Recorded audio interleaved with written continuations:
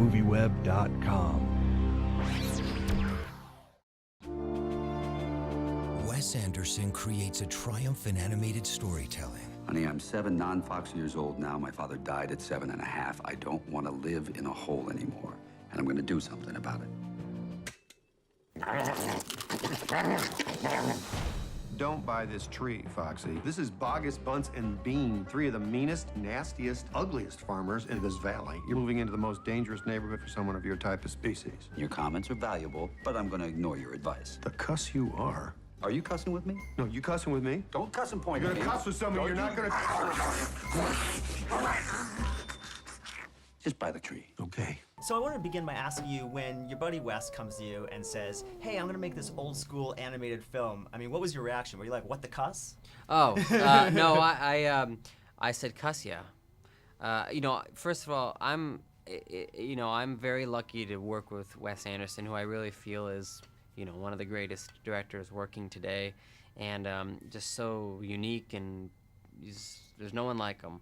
And so, you know, when you get the call to, you know, be part of something creative with him, it's a really great call to get, and I would be there for him if he needed someone to carry, you know, chairs around. I pick him up in the morning. You know, I like working with the guy. He's my best friend, but I like working with him. So I'll do anything. But when he explained to me that I could be a voice for this animated movie he was doing, and that he was doing it in the stop motion style, which is a style that I have, you know, that I love. Most of my favorite animated movies are stop motion. It was really, I was really happy to think that I could actually be a stop motion character. What do you think about his particular style that was that adapted towards this vision? I mean, what was it about that really came through in the film? Well, I think one thing that's really nice is, like, Wes, I feel like, didn't change his movie making aesthetic, his writing style, anything to fit the genre of animation.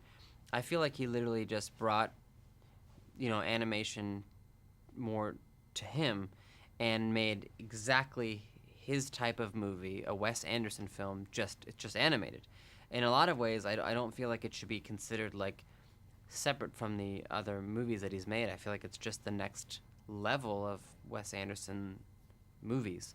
And but I think Wes really, he's so loving, and he cares so much about everything in every movie he's ever made.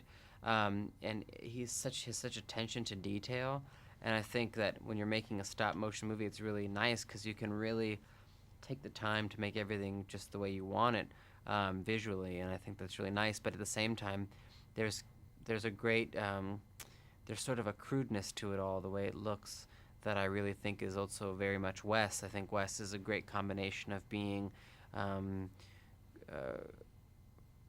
like a bit ragged, but also very perfect and amazing. So he's like he's a great combination of those two things, which I think come out in the film. So you're really part of his ensemble of actors. I mean, you've been in several of his films, and also part of that ensemble group that's in this movie: Bill Murray, Owen Wilson, Willem Dafoe. So I wanted to ask you, what is it about Wes and that group of actors that's so special it brings you back film after film, and how did the new actors to the group in this film, George Clooney, Meryl Streep, adapt and work with all you guys? Well, okay, so I don't know what it is that I feel like, I don't really want to ever have I don't have a choice when it comes to working with Wes. I want to work with him. I just think no one writes like him and no one directs like him, and it's, for an actor, it's just a real honor to be directed by him. He's a great director to actors. He really knows how to communicate with actors, and to say those lines, it's a really amazing experience. And you also know that when you're making a Wes Anderson movie, it's going to be an adventure just on top of the movie you're making. The way he makes movies is so unorthodox. And like when we went to India, we did it in a totally unique style. We didn't have anything that was typical on a Hollywood set around us. There were no trailers, no hair and makeup. We were on a real train going all around a desert in India together. With this movie, like we were talking about, totally unorthodox to have all the actors be together like a play, running around on a farm, digging in the dirt, eating food, all of it being recorded with microphones. that's the thing about Wes, is that you know when you're going to go work with him, not only are you going to be working on unique material, but you're going to also be living in a unique way during the time that you make the film.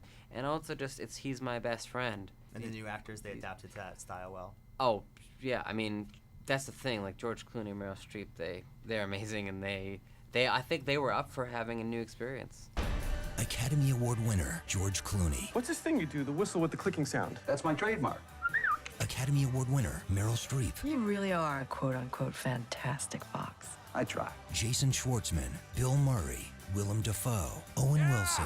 Whack Bat's real simple. There's 3 grabbers, 3 taggers, 5 twig runners, and the player at Whack Bat. Center tagger lights a pine cone, chucks it over the basket, and the whack batter tries to hit the cedar stick off the cross rock. Fantastic Mr. Fox. Twig runners dash back and forth until the pine cone burns out, then you count up however many score downs it adds up to and divide that by 9.